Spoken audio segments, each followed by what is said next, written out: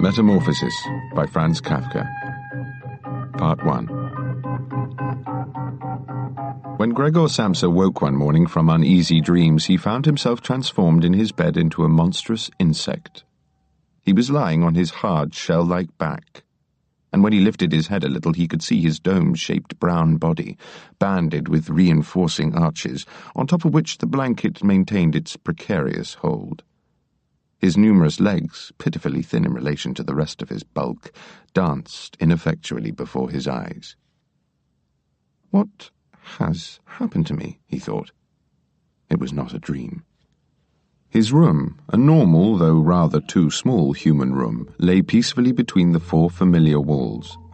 Above the table, on which a collection of cloth samples had been laid out, Samsa was a travelling salesman, hung the picture that he had recently cut out of a magazine and mounted in a pretty gilt frame.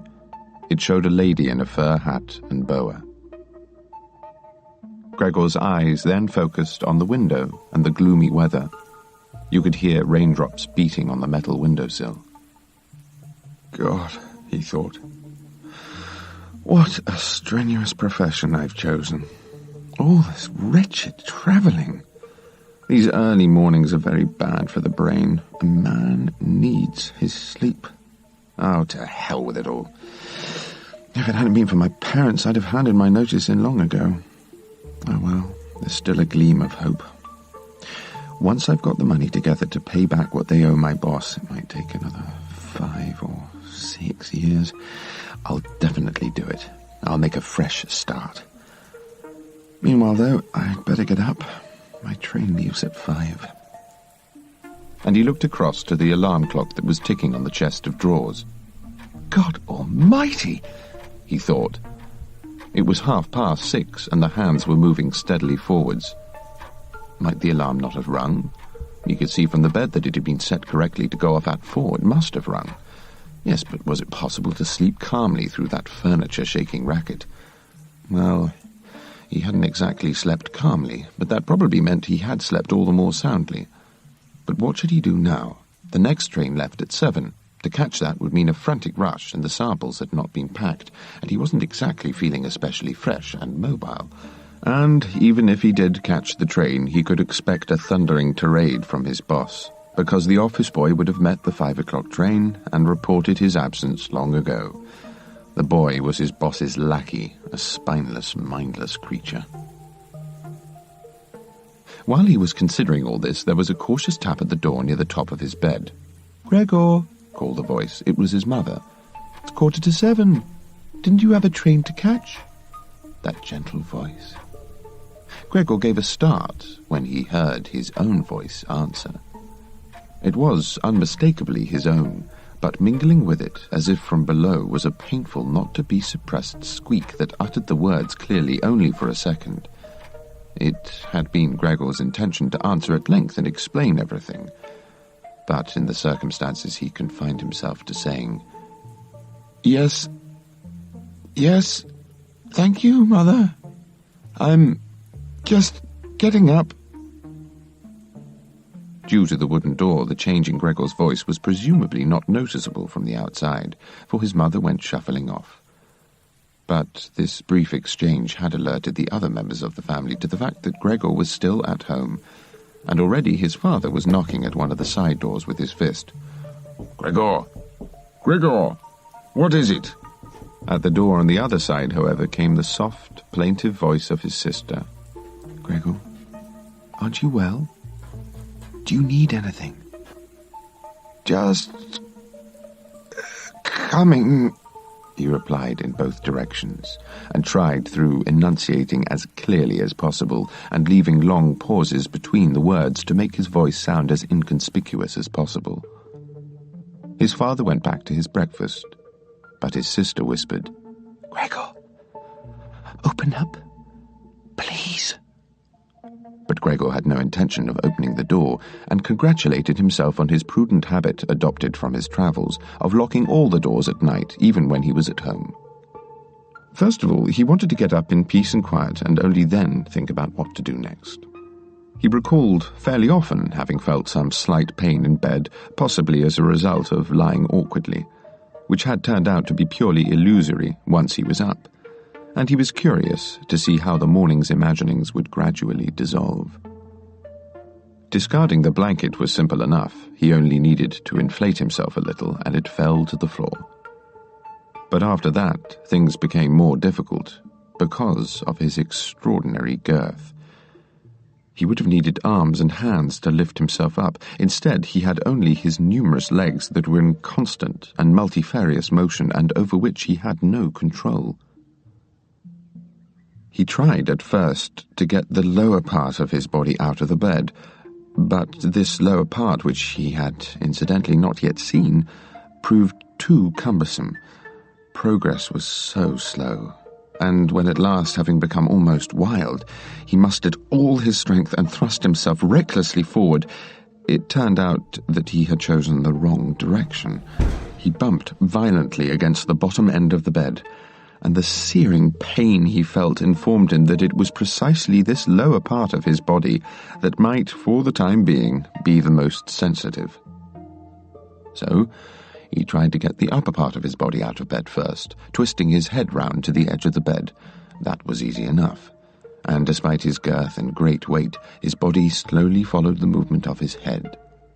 But when, at long last, he had got his head out over the side in mid-air, he became afraid of continuing in this manner, for if he were to fall like that, it would take a miracle for him not to sustain a head injury.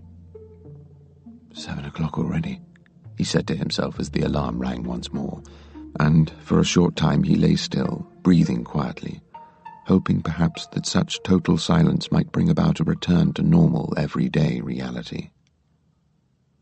But then he said to himself, "Before it strikes 7:15, I must at all costs be right out of bed." And he now set about rocking the whole length of his body evenly out of bed. If he let himself fall in this way, his head, which he intended to lift sharply as he fell, would presumably be unharmed. His back seemed to be hard. Hitting the carpet would probably cause him no damage. When Gregor was already protruding halfway out of the bed, it occurred to him how simple everything would be if somebody came to his aid. 2 strong people, he had in mind his father and the maid, would be quite enough. Well, quite apart from the fact that the doors were locked, ought he really call for help? Despite his great predicament, he was unable to suppress a smile at the thought. He had already reached the stage where, if he rocked fairly vigorously, he could scarcely keep his balance, and he would very soon have to make up his mind once and for all, when there was a ring at the apartment door. "Someone from the office," he said to himself, and almost froze while his little legs danced even faster. For a moment all was silent. "They're not answering," Gregor said to himself, seized by some insane hope. But then, of course, as always, the maid strode purposefully to the door and opened it. Gregor only needed to hear the visitor's first word of greeting to know who it was. The chief clerk himself. Why was Gregor, of all people, condemned to work for a firm where the slightest lapse promptly aroused the greatest suspicion? Was it necessary for the chief clerk to come in person? And more as a consequence of the agitation caused by these thoughts than as a result of true resolve, Gregor swung himself out of bed with all his might. There was a loud thump, but it was not a true bang. His fall had been muffled by the carpet, and his back was also more elastic than Gregor supposed. He had not, however, been sufficiently careful with his head, which he banged and which he twisted round and rubbed on the carpet in irritation and pain. "Something's fallen in there," said the chief clerk in the room on the left. Gregor tried to imagine whether something similar to what had just happened to him might one day happen to the chief clerk. He had to admit this possibility. "Gregor," his father now said from the room on the left, "the chief clerk has come to inquire why you didn't catch the early train. He'd like to have a word with you in person. So please, open up." "Good morning, Herr Samsa," came meanwhile the friendly voice of the chief clerk. "He's not well, sir," said Gregor's mother. "Why else would he miss a train? That boy thinks of nothing but his work. Almost makes me angry that he never goes out in the evening. Fret work provides his only amusement. He made a little picture frame, for example, which took him 2 or 3 evenings. You'll be amazed at how pretty it is. I'm glad, by the way, that you've come, sir. We'd never have persuaded Gregor to unlock the door by ourselves. He's so stubborn. Just coming, said Gregor, slowly and deliberately. I too, madam, can think of no other explanation, said the chief clerk. I hope it's nothing serious, although I have to say that we businessmen are very often obliged for business reasons simply to shrug off a minor indisposition. Can the chief clerk come in now? His father asked impatiently. No, said Gregor. In the room on the left, an embarrassed silence fell. In the room on the right, his sister began to sob. Why was she crying? Because he was not getting up to let the chief clerk in? Because he was in danger of losing his job, and because his boss would then start hounding his parents again about those old debts? There was surely no need to worry about such things. Gregor was still present and hadn't the faintest intention of deserting his family. Herr Samsa, the chief clerk now called out in a louder voice. What is wrong? You barricade yourself in your room, answer nothing but yes or no, and in addition, I only mention this in passing, neglect your professional duties in a frankly quite outrageous manner. Your superior intimated to me this morning a possible explanation for your absence concerning the cash payments that you had been trusted to collect. I virtually gave him my word of honour that there could be no truth in such an explanation, but faced here with your incomprehensible obstinacy, I find myself losing absolutely all inclination to defend you in any way whatsoever, and your position is far from secure. My original intention was to tell you all this privately, but as you are causing me to waste my time here so aimlessly, I see no reason why your good parents should not hear it as well. So, your achievements have recently been most unsatisfactory. It is, of course, not the best season for doing business, we recognize that, but there is no such thing, Herr Samsa, there can be no such thing as a season for doing no business at all. But, sir, cried Gregor, distraught and forgetting everything else in his agitation. I'll open the door immediately, at once. A slight indisposition, a bout of dizziness prevented me from getting up, but now I feel perfectly fit again.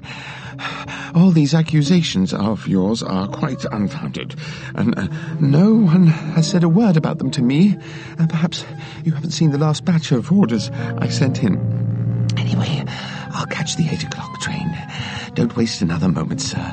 I'll be in the office myself in no time. Would you kindly pass that on and send my respects to the boss?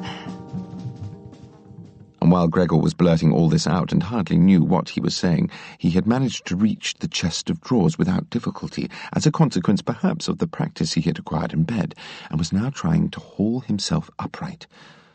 He really did intend to show himself and speak with the chief clerk. He was anxious to find out what the others would say when they saw him. If they took fright, Gregor would have no further responsibility, and he could relax. If, on the other hand, they took it all in their stride, he could, if he hurried, actually be at the station by 8. At first, he kept sliding down the smooth surface of the chest of drawers, but at last he gave himself a final heave and stood upright. He now let himself slump against the back of a nearby chair, gripping it round the edge with his little legs. Having thus gained control over himself, he fell silent, for he was now able to listen to what the chief clerk was saying. Have you understood a single word? The chief clerk was asking his parents. He isn't trying to make fools of us, is he? God forbid, cried his mother, already in tears. Perhaps he's seriously ill. Greta! Greta! She then cried. Mother? Called his sister from the other side. They were communicating through Gregor's room. You must go to the doctor at once. Gregor is ill. Didn't you hear him talking just now? That was the voice of an animal, said the chief clerk. Anna! Anna! His father was shouting through the hallway into the kitchen.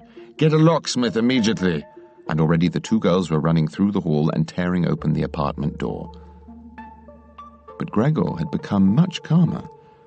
It was true, then, that they could no longer understand his words, though they had seemed clearer than before, perhaps because his ears had become attuned to them. But at least they could now believe that all was not quite right with him, and were prepared to help. He felt integrated once more into human society, and hoped for great and startling contributions from both the doctor and the locksmith, without really making any clear distinction between them. Complete silence had fallen in the adjoining room. Gregor slowly dragged himself towards the door, pushing the chair in front of him. Then he let go of it and threw himself against the door, where he propped himself up. The pads on the bottom of his little legs were slightly adhesive. He then set about turning the key in the lock with his mouth. His jaws were very strong. With their help, he actually got the key moving, ignoring the fact that he was undoubtedly doing himself some damage, for a brown liquid issued from his mouth. "Listen," said the chief clerk in the next room. "He's turning the key." That was a great encouragement to Gregor, and imagining that they were all following his efforts with tense excitement, he bit furiously on the key with all his strength. As it turned, he danced round the lock. He was now holding himself up by his mouth alone, and as the situation demanded, either clung to the key or pressed it down again with the full weight of his body.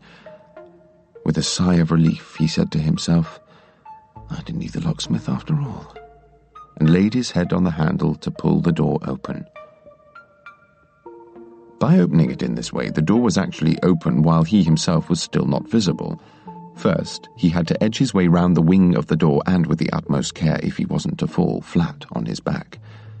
He was still preoccupied with this tricky manoeuvre, and had no time to attend to anything else, when he heard the chief clerk utter a loud, "Ugh!" It sounded like a rush of wind, and now he could see him, standing closest to the door, pressing his hand to his mouth, backing slowly away. His mother, in spite of the chief clerk's presence, she was standing there with her hair all undone and tousled from the night, looked first with clasped hands at his father, then took 2 steps towards Gregor and slumped down. His father looked hostile and clenched a fist as if he intended to beat Gregor back into his room, then looked uncertainly round the living room, shaded his eyes with his hands, and wept until his powerful chest shook. Gregor did not in fact enter the room at all, but leaned against the inside of the firmly bolted wing of the door, so all that could be seen was half of his body, and above it his head tilted to one side. In the meantime, it had grown much lighter. Clearly visible on the other side of the street was a section of the endless grey-black building opposite. It was a hospital. Hanging on the wall opposite was a photograph of Gregor from his army days, which showed him as a lieutenant, a carefree smile on his lips, inviting respect for his bearing and uniform.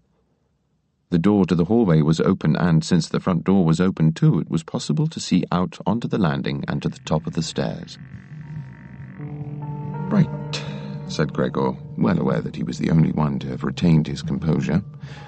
"I shall now get dressed and be off. Are you willing to let me work? Where are you going, sir? To the office? Will you make a faithful report of all this? I have my parents and sisters to think about. I'm in a tight spot, but I'll work my way out of it. Don't make things harder for me than they already are. Speak up for me in the firm.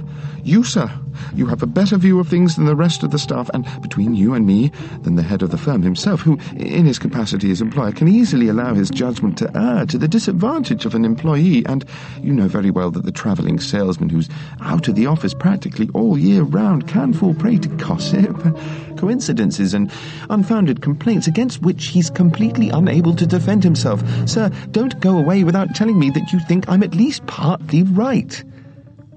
But the chief clerk had turned away at Gregor's very first words, merely staring back at him with curled lips over his quivering shoulder. He was already in the hallway, and to judge from the sudden movement with which he finally stepped from the living room, one might have thought he had just scorched the sole of his foot. Gregor realized that he could in no circumstances allow the chief clerk to depart in this frame of mind if his position in the firm were not to be seriously endangered. His parents did not understand these things too well. In the course of many years they had formed the conviction that Gregor was set up for life in this firm, and besides they were so preoccupied with their own immediate worries that they had completely lost the ability to look ahead. The chief clerk must be restrained, calmed down, convinced and finally won over. Gregor's future and that of his family depended on it. If only his sister had been there. She was clever, and surely the chief clerk, this ladies' man, would have allowed himself to be swayed by her. But since his sister was not there, Gregor had to act on his own. And without stopping to think that he was still wholly unfamiliar with his present powers of locomotion, without stopping to think that his words had possibly, even probably, not been understood again, he let go of the wing of the door. He shoved himself through the opening. He wanted to get to the chief clerk, but promptly fell as he groped for support onto his numerous little legs with a short cry. No sooner had this happened than, for the first time that morning, he felt a sense of physical well-being. His little legs had firm ground beneath them. They obeyed him completely, as he noted to his joy. They were even eager to carry him wherever he wanted to go, and he already believed that an end to all his suffering was finally at hand. But at that same moment his mother, who had seemed so utterly self-absorbed, suddenly leapt into the air, arms stretched out wide, crying, "Help! For God's sakes, help!" "Mother? Mother?" said Gregor softly, and looked up at her. At this, his mother let out another scream and fled into the arms of his father, who came rushing up to her. But Gregor now had no time for his parents. The chief clerk was already on the stairs. He darted forwards. The chief clerk must have suspected something, for he leapt down several steps and disappeared. He was still yelling, "Ah!" and it echoed through the whole staircase. Unfortunately, his father, who till then had remained relatively composed, seemed quite bewildered by the chief clerk's flight, for instead of running after him, or at least not obstructing Gregor in his pursuit, he seized in his right hand the chief clerk's cane, which had been left behind, picked up with his left hand a large newspaper from the table, and, stamping his feet and brandishing both cane and newspaper, began to drive Gregor back into his room. Gregor's entreaties were to no avail. None were even understood. Relentlessly his father drove him back, hissing like a savage. Gregor, however, still had no practice in walking backwards, and was making very slow progress. If only he had been allowed to turn round, he could have reached his room in no time at all. But he was frightened of making his father impatient. Finally, however, Gregor had no alternative, for he noticed with horror that in reverse he could not even keep going in one direction. So he now began, with repeated and anguished sideways glances at his father, to turn round as quickly as he could, which was in reality very slowly. If only his father had not kept making those intolerable hissing noises! It threw Gregor into utter confusion. He'd almost turned himself round, when, with his mind continually on the hissing, he made an error, and started turning the other way. But when he finally succeeded in facing the doorway, it became clear to him that his body was too broad to pass through as it was. His father, of course, in his present state of mind, did not even consider opening the other wing of the door in order to give Gregor sufficient room. He was obsessed by the one idea of getting Gregor back to his room as quickly as possible. He drove him on as if there were no obstacle. It was now beyond a joke, and Gregor thrust himself, come what may, into the doorway. One side of his body rose up. He lay lopsided in the doorway. One of his flanks was rubbed quite raw. The white door was stained with ugly blotches. Soon he would be stuck fast, unable to move unaided. His little legs on one side hung quivering in the air, those on the other squashed painfully against the floor, at which point his father dealt him a truly liberating blow from behind, and, bleeding profusely, Gregor flew into his room. The door was then slammed shut with the cane, and at last there was silence. It was not until dusk that Gregor woke from his deep, coma-like sleep. He would certainly have woken not much later, even without being disturbed, for he felt sufficiently rested and refreshed. But it seemed to him that he had been roused by hurried steps and a cautious closing of the door that led into the hall. The light of the electric street lamps flickered pallidly on the ceiling and the upper parts of the furniture, but down where Gregor lay, it was dark. Slowly, still groping awkwardly with his feelers, which he was only now beginning to appreciate, he dragged himself over to the door to see what had been happening there. His left side felt like one long, unpleasantly tautening scar, and he was reduced to limping on his twin rows of legs. One leg, moreover, had been seriously damaged in the course of the morning's events. It was almost a miracle that only one had been damaged, and trailed limply after him. Only when he reached the door did he notice what had actually lured him there. It was the smell of something to eat, for there stood a bowl brimming with sweetened milk in which little slices of white bread were floating. He could almost have laughed for joy, because he was even hungrier than he had been in the morning, and he promptly dipped his head into the milk almost up to his eyes. But he soon drew it back again in disappointment, not merely because eating caused him difficulties due to his tender left side. He could only eat if his whole panting body participated, but because he did not care for the milk at all, despite it normally being his favourite drink, for which reason his sister had certainly put it down for him. Indeed, he turned away from the bowl with repugnance and crawled back into the middle of the room. In the living room, the gas had already been lit, as Gregor could see through the crack in the door. But whereas at this time of day his father always used to read aloud extracts from his evening paper to his mother and sometimes his sister as well, everything now was utterly silent.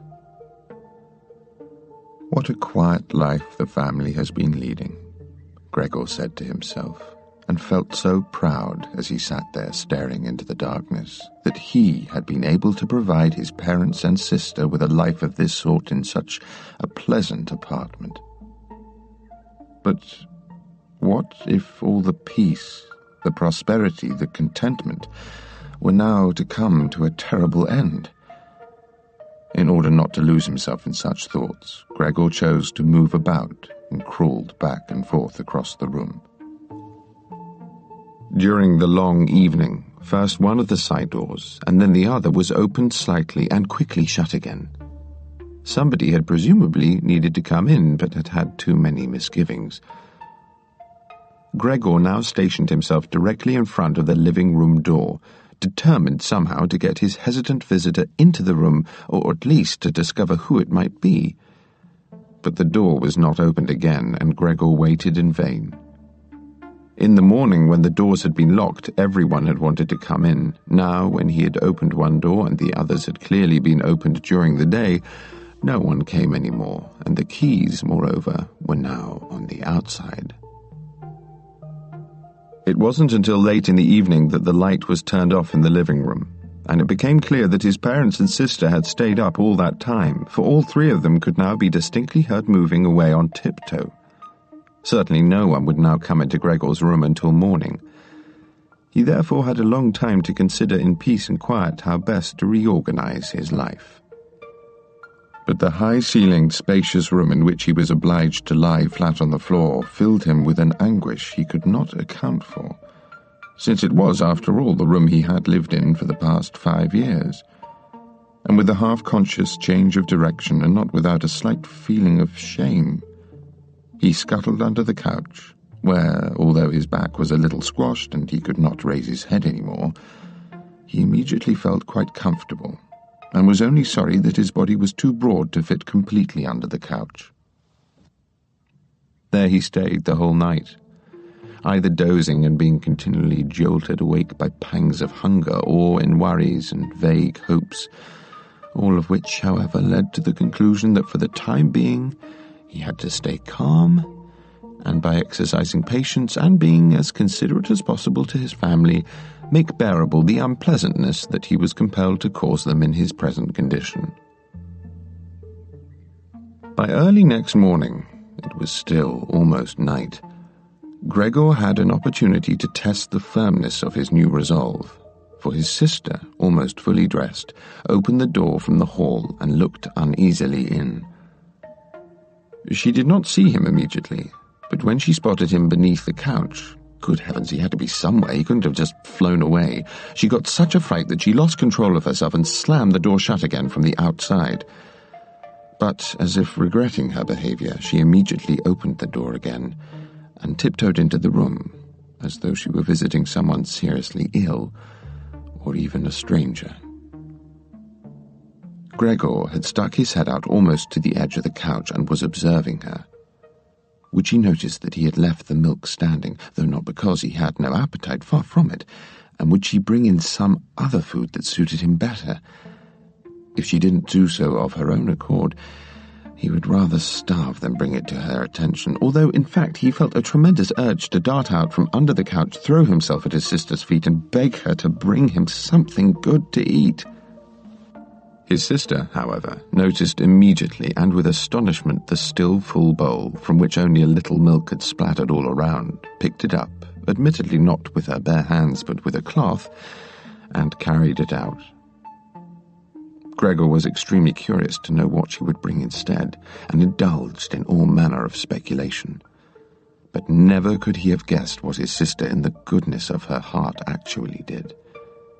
In order to find out what he liked, she brought him a whole selection of things, all spread out on an old newspaper, old half-rotten vegetables, bones left over from supper, surrounded by congealed white sauce, some raisins and almonds, some cheese that 2 days earlier Gregor had declared inedible, a slice of dry bread, a slice of bread and butter, and another spread with butter and salted.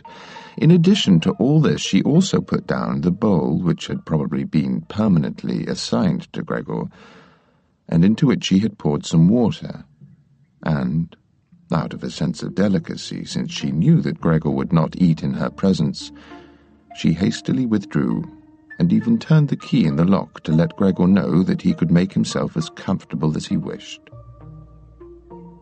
Gregor's little legs whirred as he made his way to the food. His wounds, moreover, must have completely healed by now, for he felt no further impediment, which astonished him, and he remembered how more than a month earlier he had cut his finger ever so slightly with a knife, and how this finger had still been hurting him only the day before yesterday. Might I have grown less sensitive, he thought, already sucking greedily on the cheese which had attracted him immediately and more forcibly than all the other food. In quick succession, and with tears of contentment welling in his eyes, he devoured the cheese, the vegetables, and the sauce. The fresh food, on the other hand, did not appeal to him. He couldn't even stand the smell, and he actually dragged the things he did not wish to eat a little further off. He had long finished everything and was just lying lazily on the same spot, when, as a sign that he should withdraw, his sister slowly turned the key. That immediately made him start, despite the fact that he was almost dozing off, and he scuttled back beneath the couch. But it took enormous self-control to stay under the couch, even for the short time that his sister was in the room, since the copious meal had bloated his body a little, and he could hardly breathe in that cramped space. In between brief bouts of suffocation, he watched with slightly bulging eyes as his unsuspecting sister took a broom and swept up not only the remains of what he had eaten, but even the food that Gregor had not touched, as if it too were now unusable, and then dumped everything hastily into a bucket which she covered with a wooden lid before carrying everything out. She had hardly turned her back when Gregor came out from under the couch to stretch and distend his belly. This was how Gregor now received his food each day, once in the morning while his parents and the maid were still asleep, and again when everyone had had lunch, for then his parents took another short nap and the maid was sent on some errand or other by his sister. They surely did not want him to starve either, but perhaps the only way they could bear to find out about his eating habits was by hearsay. What pretext had been used on that first morning to get the doctor and the locksmith out of the apartment, Gregor was quite unable to discover, for since the others could not understand what he said, it did not occur to anyone, not even his sister, that he might be able to understand other people, and so when his sister was in his room, he had to content himself with hearing her intermittent sighs and invocations to the saints. It was only later, when she had begun to get used to everything — there could never, of course, be any question of a complete adjustment — that Gregor sometimes seized on a remark that was meant to be friendly, or could be so interpreted. "He really liked his food today," she would say when Gregor had licked his bowl clean, and when the opposite was true, which gradually occurred more and more frequently, she would say, almost sadly, "He's left everything again." But although Gregor could not discover anything directly, he did overhear a fair amount from the adjoining rooms, and whenever he heard voices he would run at once to the appropriate door and press his whole body against it. Especially in the early days, there was no conversation that did not, in some way, if only clandestinely, refer to him. For 2 whole days there were consultations to be heard at every meal about how they should now proceed. But the same topic was also discussed between meals, for at least 2 members of the family were always at home. Probably because no one wanted to be at home alone, and because leaving the apartment completely empty was out of the question. Besides, the maid had, on the very first day, it was not quite clear what or how much she knew of what had happened, gone to his mother and begged on her bended knees to be dismissed at once, and when she took her leave, a quarter of an hour later, she thanked them in tears for her dismissal, as if it had been the greatest favour ever conferred on her, and vowed without any prompting a fearful oath that she would never breathe a word to anyone. Now Gregor's sister, with her mother's help, had to do the cooking as well, although that did not, of course, involve much work, since they ate practically nothing. Time and again Gregor heard one of them vainly exhorting the other to eat, and never getting any other answer than, "Thank you, I've had enough," or something similar.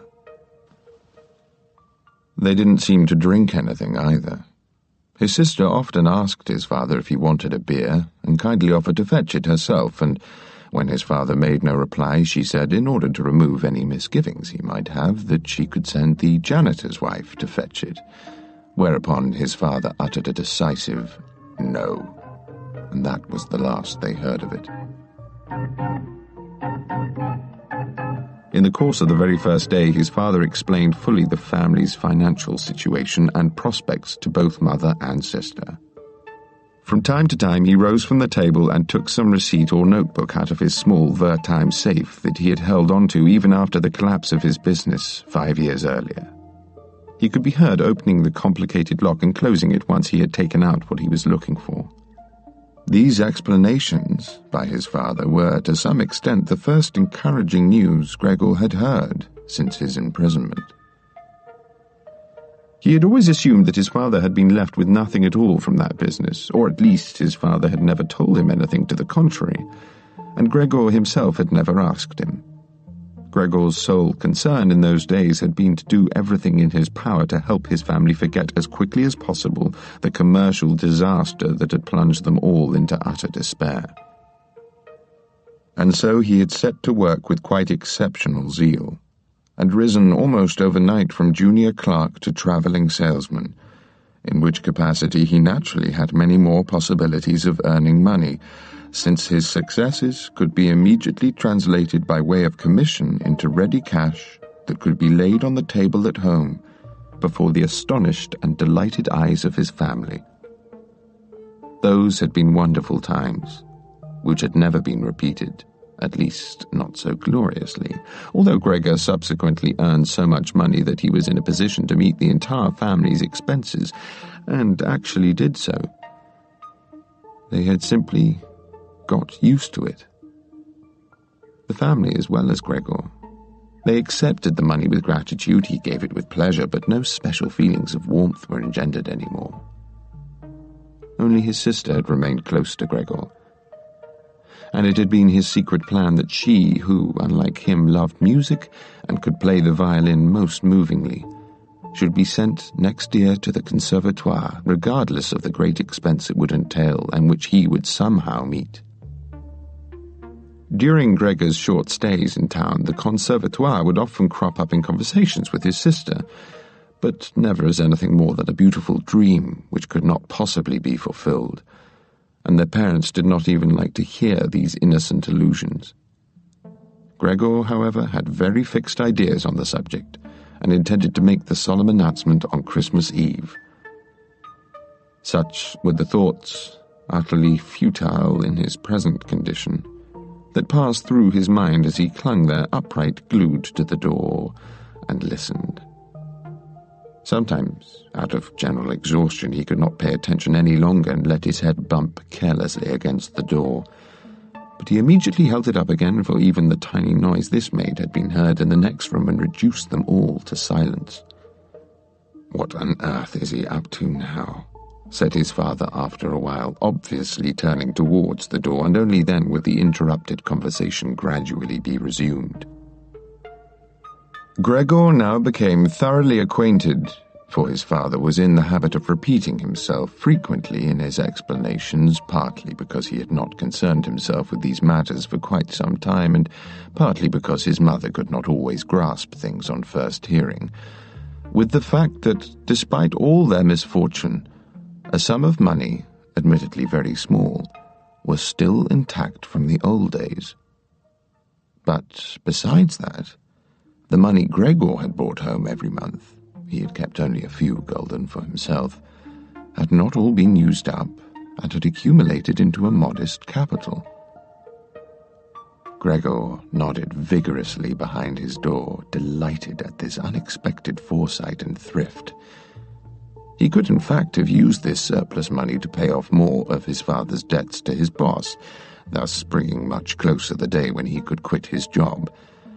But as things stood, the way his father had arranged it was undoubtedly better. Yet his money was by no means sufficient for the family even to consider living off the interest. It might have sufficed to support them for 1 or at most 2 years, but that was all. It was therefore merely a sum that should not actually be touched, but rather put aside for an emergency. Money to live on had to be earned.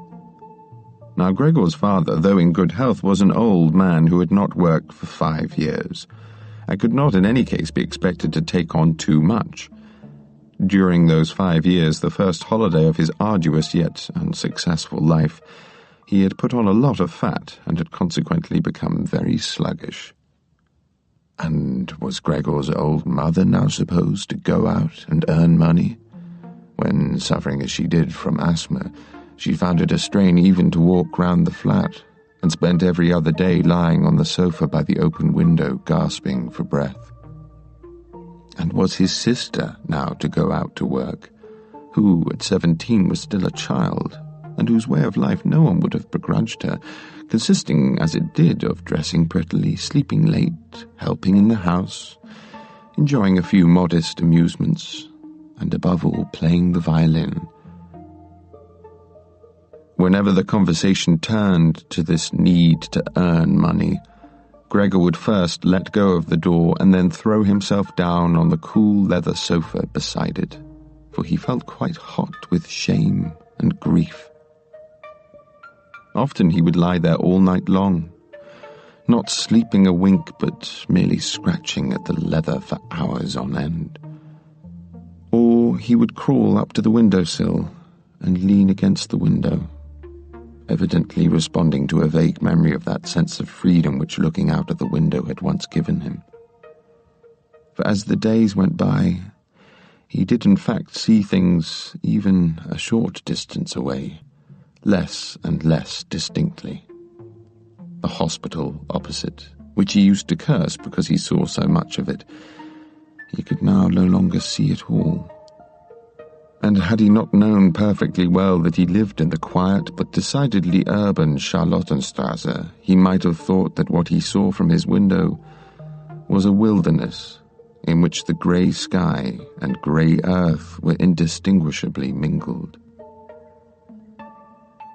If only Gregor had been able to speak to his sister and thank her for everything she had to do for him, he could have accepted her efforts more easily. But as it was, they caused him pain. His sister certainly tried to ease the embarrassment of the whole situation as much as she could, and as time went on she became more and more successful. But with time, Gregor too saw everything much more clearly. Her very entrance was terrible for him. The moment she crossed the threshold, without pausing to shut the door, even though she was otherwise most careful to spare everyone the sight of Gregor's room, she ran straight to the window, hastily tore it open, as if she was almost suffocating, remained there a while, no matter how cold it was, breathing deeply. She terrified Gregor twice daily with all this crashing around. He spent the whole time trembling beneath the couch, even though he knew perfectly well that she would certainly have spared him this, if only she had been capable of staying in a room occupied by Gregor with the window closed. Once, it must have been a month since Gregor's transformation, and there was no particular reason now for his sister to be astonished at his appearance, she came a little earlier than usual and caught Gregor, motionless and at his most terrifying, looking out of the window. It would not have surprised Gregor if she had not come in, because his position prevented her from opening the window at once. But not only did she not come in, she even sprang back and shut the door. A stranger might almost have thought that Gregor had been lying in wait for her, intending to bite her. Gregor, of course, immediately hid himself beneath the couch, but he had to wait until noon before his sister returned, and she seemed much more restless than usual. He realized from this that the sight of him was still unbearable to her, and was bound to remain unbearable, and that it probably required enormous self-control on her part not to run away at the sight of even the small portion of his body that jutted out from under the couch. And, in order to spare her this sight, he managed one day, the task took him 4 hours, to carry the bedsheet on his back over to the couch and drape it in such a way that he was now completely covered, making it impossible for his sister to see him even if she bent down. Had she considered this sheet unnecessary, she could of course have removed it, for it was clear enough that it gave Gregor no pleasure to close himself off so completely, but she left the sheet the way it was.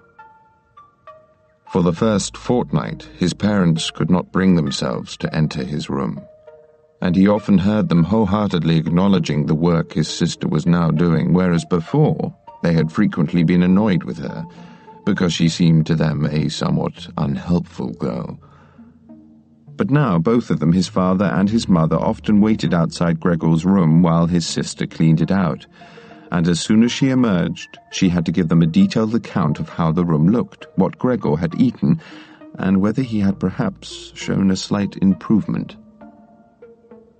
His mother, incidentally, wanted to visit Gregor relatively early on, but his father and sister succeeded at first in dissuading her with rational arguments, to which Gregor listened most attentively and with unreserved approval.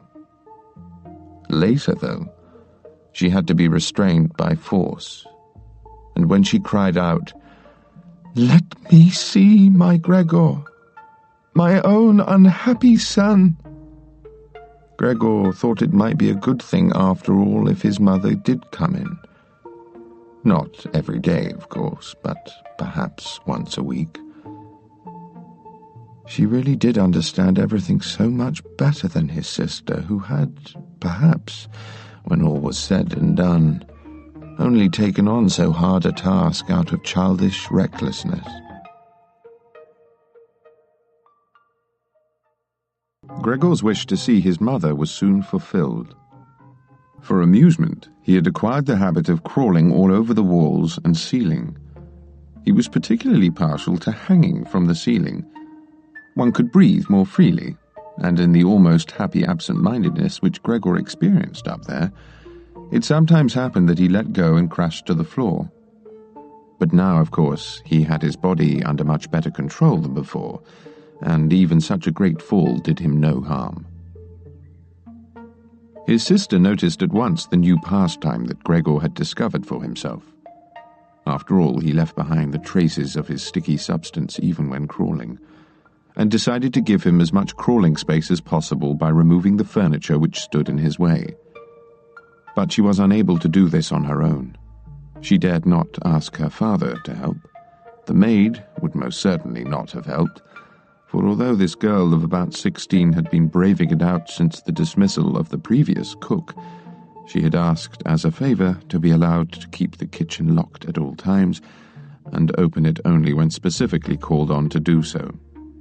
So his sister had no alternative but to fetch his mother when her father was out. And his mother did come, uttering cries of joy, though she fell silent at the door of Gregor's room. First, of course, his sister checked whether all was well within. Only then did she let her mother enter. Gregor had very hastily pulled his sheet down. The whole thing really did look like a sheet that had been randomly thrown over the couch. "Come on, you can't see him," said his sister, evidently leading his mother by the hand. Gregor could now hear the two frail women shifting the old, heavy chest of drawers from its place. After they had been at it for what must have been a good quarter of an hour, his mother said it would be better to leave the chest of drawers where it was, for in the first place it was simply too heavy, and they would not finish before his father arrived. And secondly, it was by no means certain that by removing the furniture they were doing Gregor a favour. It seemed to her that the opposite was the case. She found the sight of the bare wall downright depressing. And why shouldn't Gregor share the same feeling, since he had long before grown used to these pieces of furniture, and would therefore feel abandoned in the empty room? "And wouldn't it look," his mother concluded very quietly, "as if by removing the furniture we were giving up all hope of him making a recovery? I think it would be best if we tried to keep the room in exactly the same state as before, so that when Gregor returns to us, he'll find everything the same, and it will be that much easier for him to forget what has happened in the meantime." On hearing his mother's words, Gregor realized that the lack of all direct human communication, together with a monotonous life in the midst of his family, must have confused his mind in the course of these last 2 months. For he could not explain to himself in any other way how he could have seriously wished to have his room cleared out. Did he really want to have his warm room, comfortably furnished with the family heirlooms, transformed into a cave, in which admittedly he would be able to crawl about freely in all directions, but at the cost of swiftly and totally forgetting his human past? He was already on the verge of forgetting it, and only his mother's voice, which he had not heard for so long, had brought him to his senses. But his sister unfortunately thought otherwise. Not without some justification, she had grown accustomed to taking on the role of a particularly well-qualified specialist whenever Gregor's affairs were being discussed, and so her mother's advice was now sufficient reason for her to insist on the removal of not only the chest of drawers and desk, which was all she had been planning at first, but of every item of furniture, apart from the indispensable couch. It was, of course, more than childish defiance and the self-confidence so painstakingly acquired in recent weeks that determined her to make this demand. Perhaps a contributory factor was the romantic spirit of girls of her age, which seeks fulfillment at every opportunity and which had now tempted Greta into making Gregor's situation even more horrific, so that she could be of even greater help to him than before. For no one but Greta would ever dare to set foot in a room in which Gregor reigned in solitary state over the bare walls. And so she would not allow her resolve to be shaken by her mother, who, out of sheer nervousness, soon fell silent and began doing all she could to help his sister get the chest of drawers out. Although Gregor kept telling himself that nothing out of the ordinary was happening, that only a few pieces of furniture were being moved, he was soon forced to admit that the women's toing and froing, their little calls to each other, the scraping of the furniture on the floor, were affecting him, and no matter how firmly he drew in his head and legs and pressed his body against the floor, he knew for certain that he would not be able to stand it much longer. They were clearing out his room, depriving him of everything he loved. They had already carried out the chest of drawers which contained his fretsaw and other tools. Now they were prizing free the desk that had embedded itself in the floor, at which, as a student of commerce and before that as a schoolboy, he had always done his homework.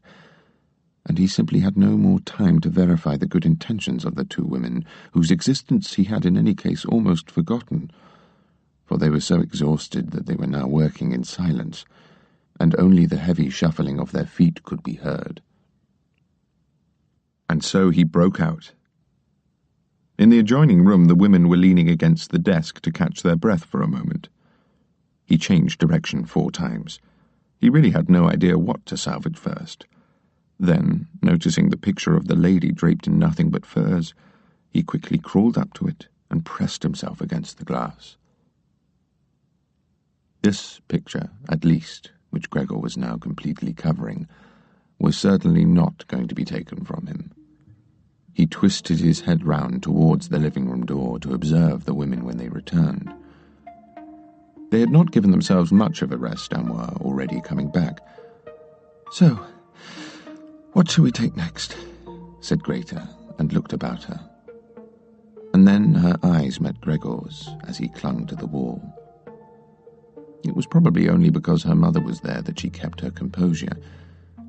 She lowered her face close to her mother's to prevent her from looking round, and said, albeit in a quavering voice, "Come along. Hadn't we better go back to the living room for a moment?" It was clear to Gregor what Greta was up to. She wanted to lead her mother to safety and then chase him down from the wall. Well, just let her try. He would not part with this picture. He would sooner fly into Greta's face.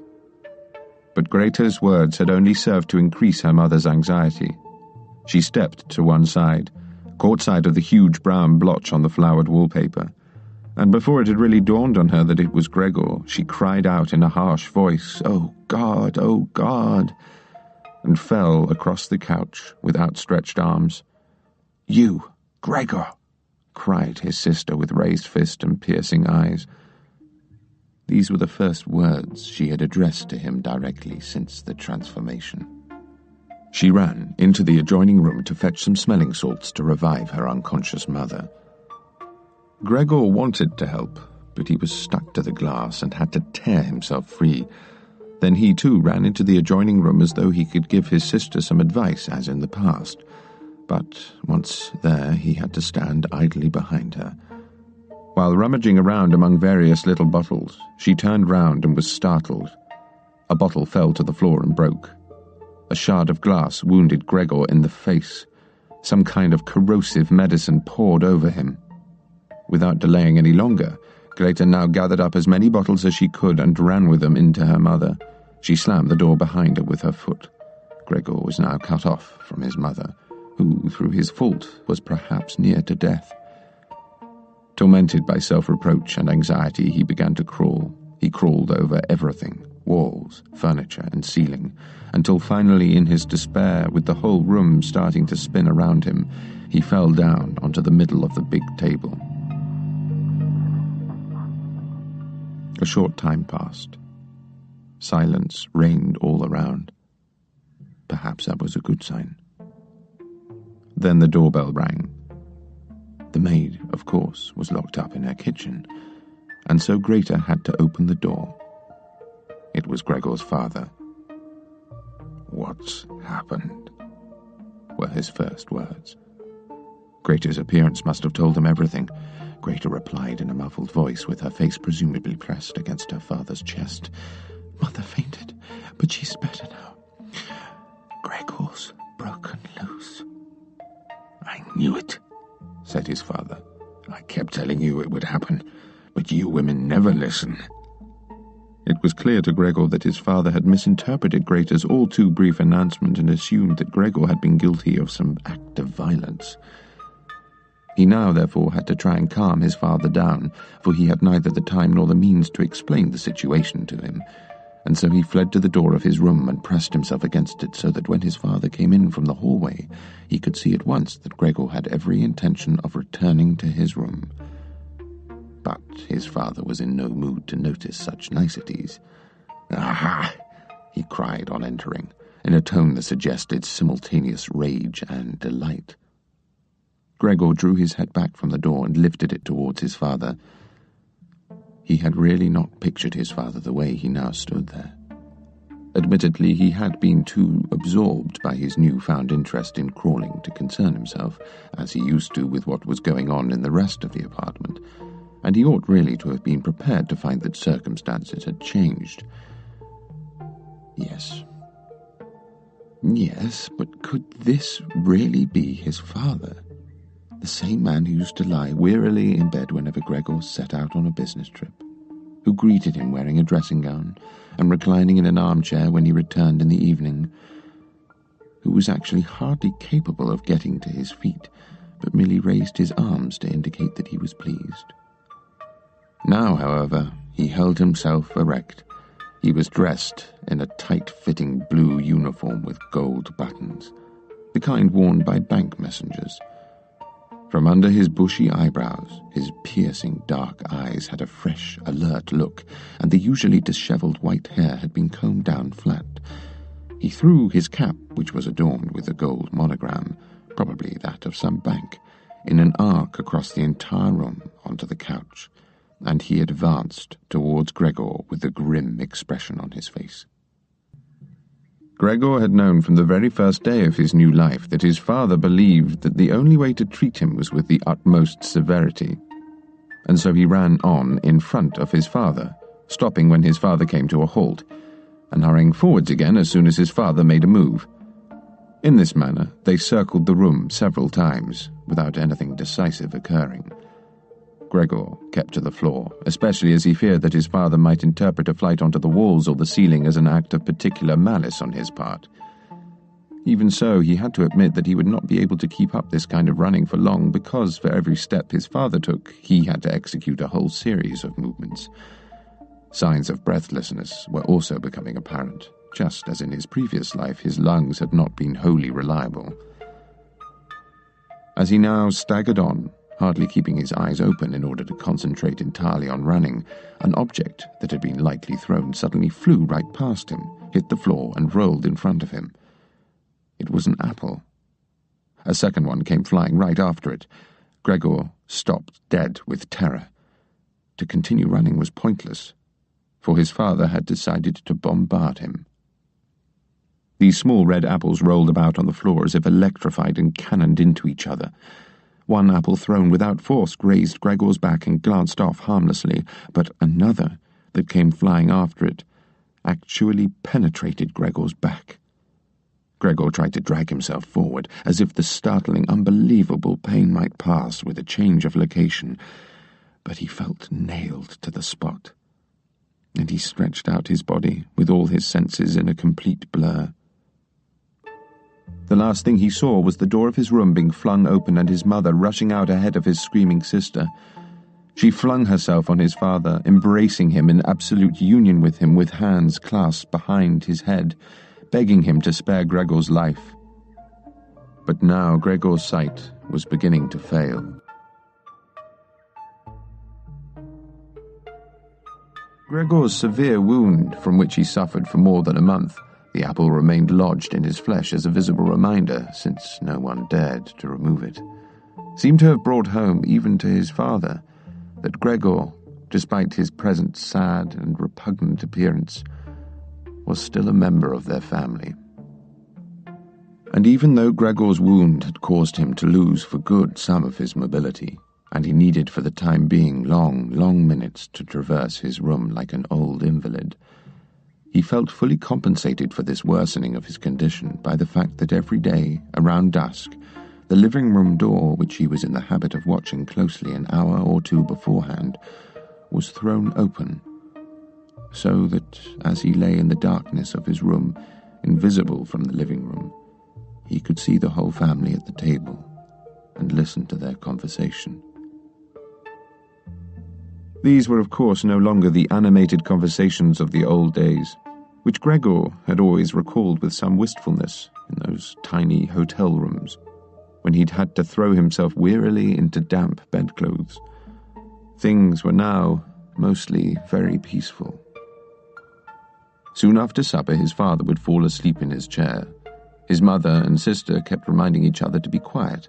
His mother, leaning far forward under the light, sewed fine linen for a fashion store. His sister, who had taken a job as a salesgirl, was learning shorthand and French in the evenings in the hope of securing a better position later on. Sometimes his father would wake up and, as if unaware that he had been asleep at all, say to his mother, "Oh, you've been doing a lot of sewing again today," and go right back to sleep, while mother and sister exchanged a weary smile.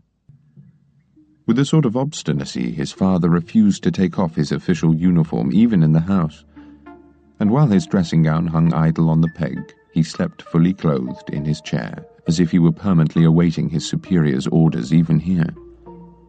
As a result, his uniform, which had not been new to start with, lost some of its smartness, despite all Gregor's mother and sister could do, and Gregor would often stare all evening long at this garment, covered with stains, and gleaming with its constantly polished gold buttons, in which the old man slept in great discomfort, and yet at peace. As soon as the clock struck 10, Gregor's mother tried to wake his father and urge him to go to bed. Go to bed. Go to bed. Go to bed. But this was no place to get a proper sleep, which was essential since his father had to report for duty at 6 o'clock. But with the stubbornness he had acquired since becoming a bank messenger, he always insisted on staying longer at the table, although he regularly fell asleep,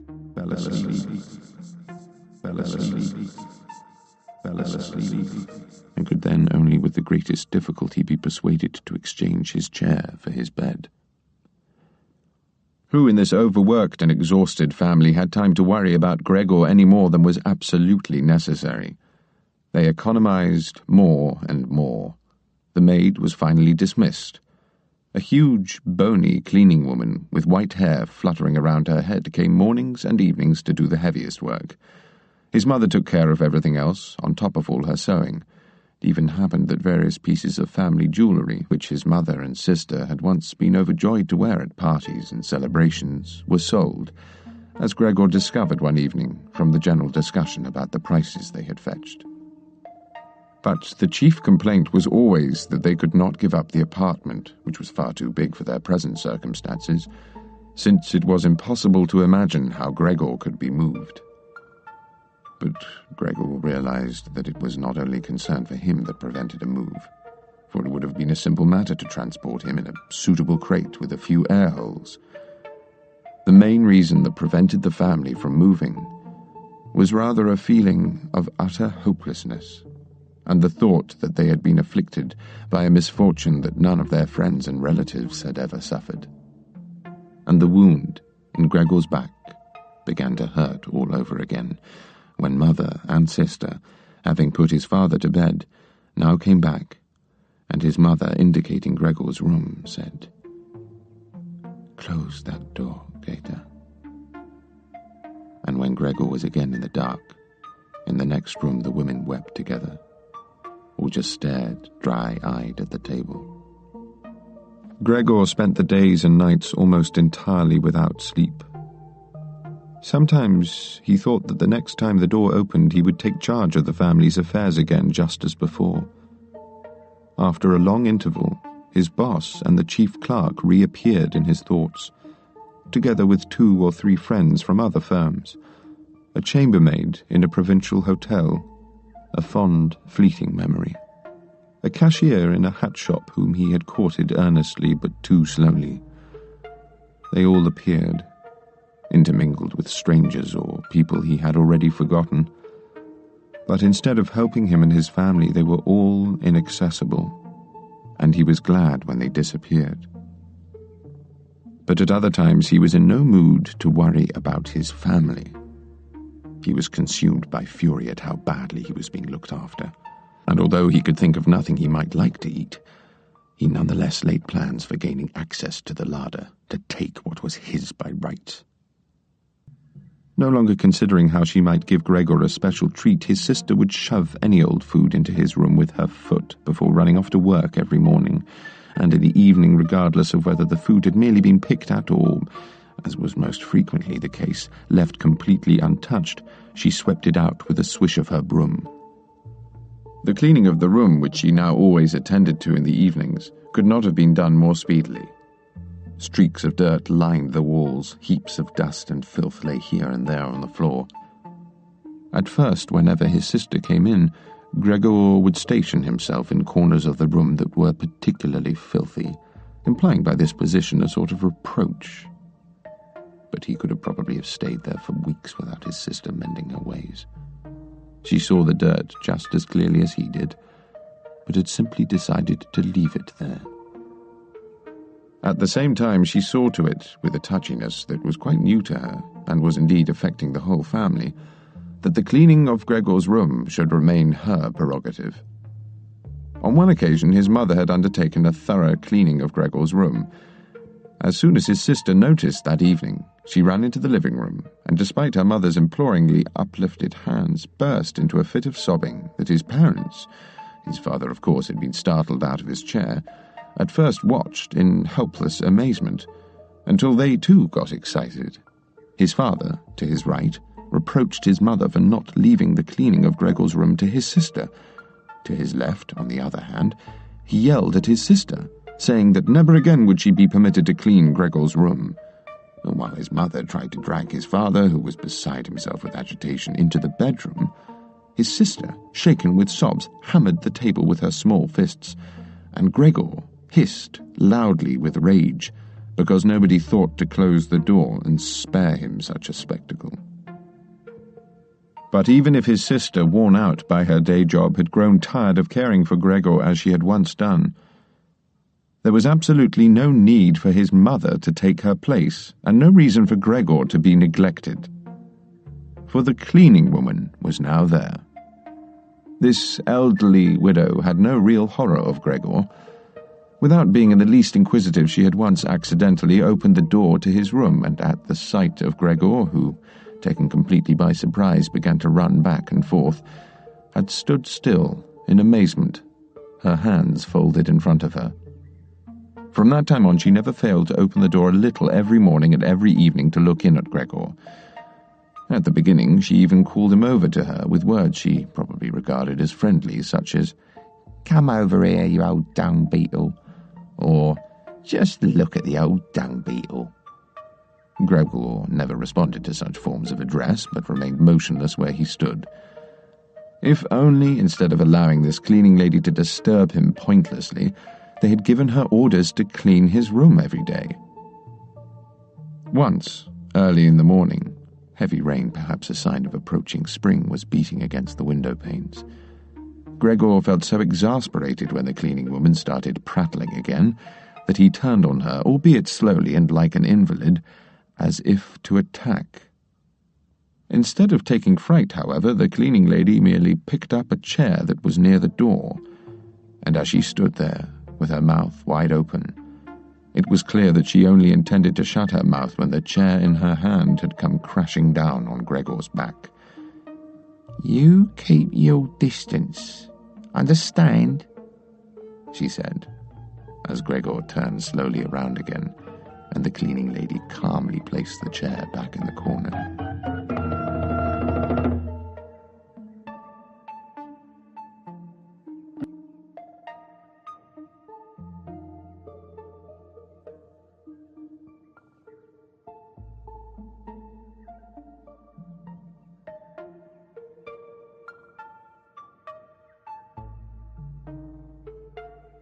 Gregor by now was eating practically nothing.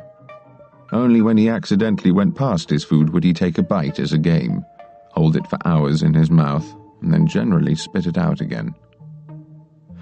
At first he thought it was sadness at the state of his room that was spoiling his appetite, but he had very quickly become reconciled to these changes. His family had got into the habit of putting things in his room that could not be accommodated elsewhere, and there were now many such things, since they had let one room of the apartment to 3 lodgers. These earnest gentlemen, all 3 wore beards, as Gregor once observed through a crack in the door, were sticklers for order, not only in their own room, but also throughout the entire apartment. They had no time for useless junk, especially if it was dirty. Besides, they had for the most part brought their own furniture with them. As a result, many things had ended up in Gregor's room. These remained wherever they had been tossed, except when Gregor pushed his way through the junk and set it in motion, at first out of necessity, since there was no other space for crawling, but later with increasing delight, although, after such peregrinations, he would once again remain motionless for hours on end, tired to death and sad. As the lodgers sometimes had their supper at home in the communal living room, there were certain evenings on which the living room door stayed shut. But Gregor could do very well without the door being opened. There had, after all, been quite a few evenings where he had taken no advantage of it being open, and had lain, unnoticed by his family, in the darkest corner of his room. But on one occasion, the cleaning woman had left the living room door ajar, and it remained like that when the lodgers came home in the evening. They sat down at the head of the table where in the old days his father, his mother, and Gregor had sat, unfolded their napkins, and picked up their knives and forks. Gregor's mother promptly appeared in the doorway with a dish of meat, closely followed by his sister with another dish piled high with potatoes. The lodgers bent over the plates that were set in front of them as if wishing to examine them before eating, and indeed the one in the middle, whom the others seemed to regard as an authority, sliced a piece of meat while it was still on the dish, obviously to ascertain whether it should not perhaps be sent back to the kitchen. He was satisfied, and mother and sister, who had been watching apprehensively, began to smile with relief. The family itself ate in the kitchen. Gregor's father, however, before going into the kitchen, entered the living room and, bowing low, made a tour of the table, cap in hand. The lodgers all stood up and mumbled something into their beards. When they were alone again, they ate in almost complete silence. It seemed odd to Gregor that among all the multifarious sounds of the meal he kept picking out the noise of their champing teeth, as though he were being shown that one needed teeth to eat, and that even with the finest toothless jaws nothing could be accomplished. "I do have an appetite," Gregor said to himself, "but not for those things.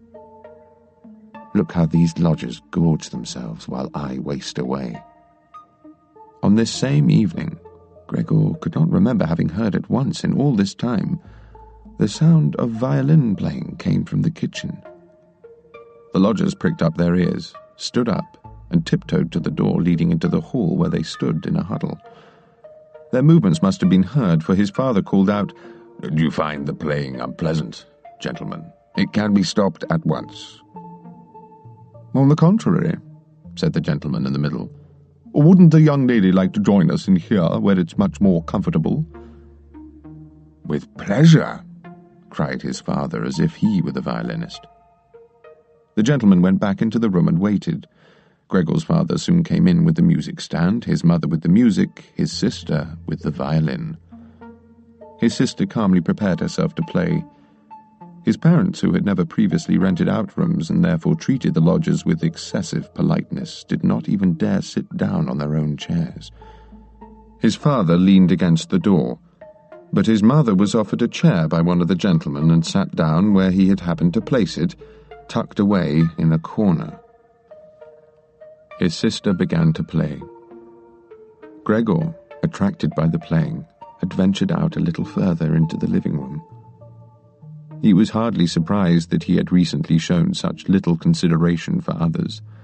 Such consideration had once been his greatest pride, and now there was even more reason for him to stay out of sight because, as a result of the dust that lay all over his room, he too was completely covered in dust. He dragged around with him on his back and along his sides lengths of thread, hair, and scraps of food. His indifference to everything was much too great for him to turn over on his back and scrub himself clean on the carpet. And, in spite of his condition, he was not ashamed to inch out a little further onto the spotless living room floor. Not that anyone noticed him. The family was completely absorbed by the violin playing. The lodgers, on the other hand, soon withdrew, muttering to one another with lowered heads to the window. It really did seem abundantly clear that they were tired of the whole performance, and that it was only out of courtesy that they were permitting their peace to be further disturbed. Yet his sister was playing so beautifully. Her face was tilted to one side, her eyes looked sad and searching as they followed the lines of the score. Gregor crawled a little further forward, keeping his head close to the floor so that their eyes might meet. Could he be an animal if music moved him so? He felt as if he were being shown the way to the unknown nourishment that he so craved. He was determined to press forward until he had reached his sister, and suggest by tugging her skirt that she should come into his room with her violin, for no one here appreciated her playing as he would appreciate it. He would never again let her out of his room, at least not as long as he lived. His nightmarish appearance would for once serve some useful purpose. He would be at all the doors of his room at once and spit at his aggressors. His sister, however, would not be compelled to stay with him, but would do so of her own free will. She would sit beside him on the couch, and he would confide to her that it had been his firm intention to send her to the conservatoire, and that if the catastrophe had not intervened, he would have announced this to everyone last Christmas. Christmas had presumably been and gone, and would not have listened to any objections. After this declaration, his sister would burst into tears of emotion, and Gregor would raise himself to the level of her shoulder and kiss her on the neck, which ever since she had started going out to work she had left bare without a ribbon or collar. "Herr Samsa!" The middle lodger suddenly cried and pointed with his index finger at the slowly advancing Gregor. The violin fell silent. His father seemed to feel that getting rid of Gregor was for the moment less urgent than reassuring the lodgers, although they were not at all agitated, and seemed to derive more pleasure from Gregor than the violin playing.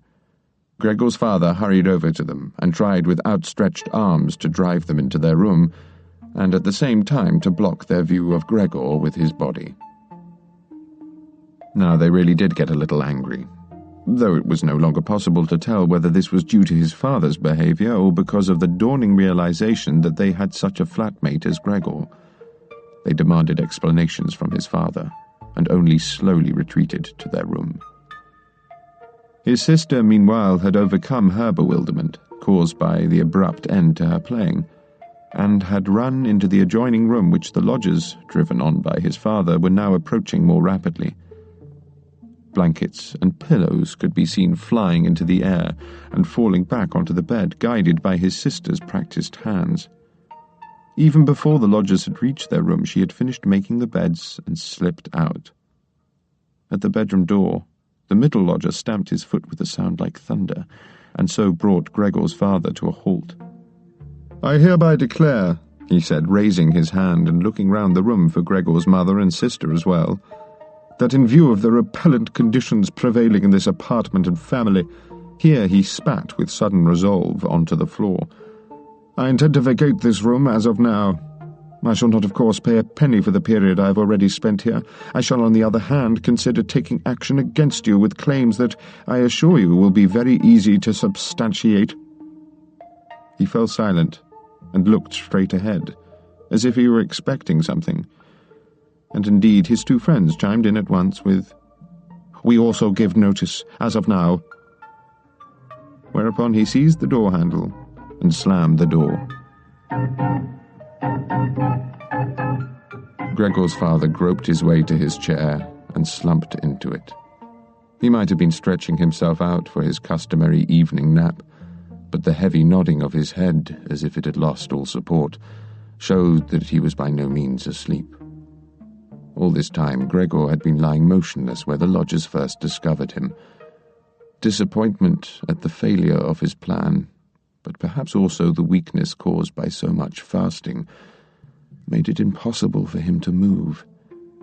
He feared, with some degree of certainty, that any moment now he was about to suffer a general breakdown. "Dear parents," said his sister, hitting the table with her hand by way of introduction, "things cannot go on like this. Maybe you don't realize it, but I do. I will not utter my brother's name in front of this monster. So all I say is, We must try to get rid of it. We've done everything humanly possible to take care of it. No one can reproach us in the slightest." "She's absolutely right," muttered his father. His mother, who could not catch her breath, began to cough into her hand, and a crazed look came into her eyes. His sister hurried over to her and put her hand on her forehead. His father, whose thoughts seemed to have crystallized as a result of his sister's words, had sat up straight and was casting occasional glances at Gregor's motionless form. "We must try to get rid of it," his sister now said, "or it will be the death of both of you. Anyone who works as hard as we all do cannot take this constant torture at home as well. I can't stand it any more." She burst into such a violent fit of weeping that her tears flowed onto her mother's face from where she wiped them away with mechanical movements of her hand. "My child," said her father sympathetically and with noticeable understanding, "but what should we do?" Gregor's sister, who was normally so assured, merely shrugged her shoulders to indicate the helplessness that had come over her during her fit of weeping. "If he could understand us," said his father half-questioningly, but his sister, still weeping, waved her hand violently to show that this was unthinkable. "If he could understand us," his father said, "then maybe we could come to an arrangement with him. But as things are—" "It has to go," his sister cried. "It's the only way, Father. You must try to forget that it's Gregor. Our real downfall is that we've believed it for so long, but how can it be Gregor? If it were, he would have realized long ago that it isn't possible for humans to live side by side with an animal like that, and would have gone away of his own free will. Then we would be able to go on living and honor his memory. But as it is, this animal persecutes us, drives away our lodgers, clearly wants to take over the whole apartment and have us sleep in the street."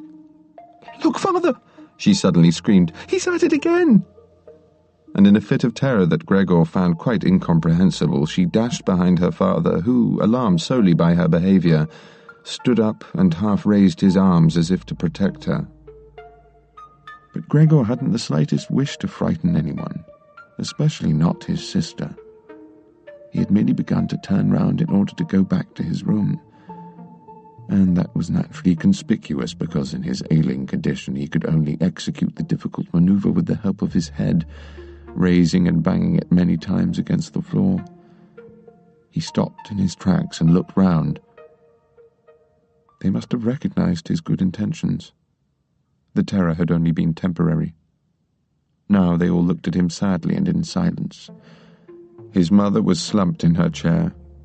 His father and sister sat side by side. His sister had put her arm around their father's neck. "Perhaps they'll let me turn round now," Gregor thought, and resumed his labours. He could not help panting with the effort and had to rest from time to time. When he had completed the turn, he began to crawl back in a straight line. He was astonished at the great distance that now separated him from his room, and utterly failed to understand how, feeling so weak, he had recently covered the same ground almost without realizing it. Only when he was in the doorway did he turn his head. Not all the way, for he felt his neck growing stiff, but enough to see that nothing had changed behind him, except that his sister had risen to her feet. His last glimpse was of his mother, who had fallen fast asleep. Hardly was he inside his room than the door was hastily closed, bolted, and locked. The sudden noise behind him scared Gregor so badly that his little legs buckled. And now? Gregor asked himself, and looked around in the darkness.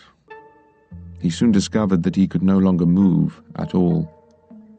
That did not surprise him. In fact, he found it unnatural that up until then he had been able to get about on such thin little legs. Otherwise he felt relatively comfortable.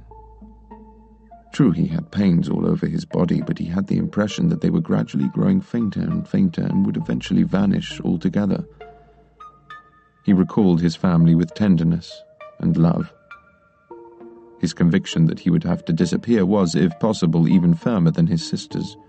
He remained in this state of vacant and peaceful reflection until the clock tower struck 3 in the morning. He was still conscious as everything grew brighter outside the window.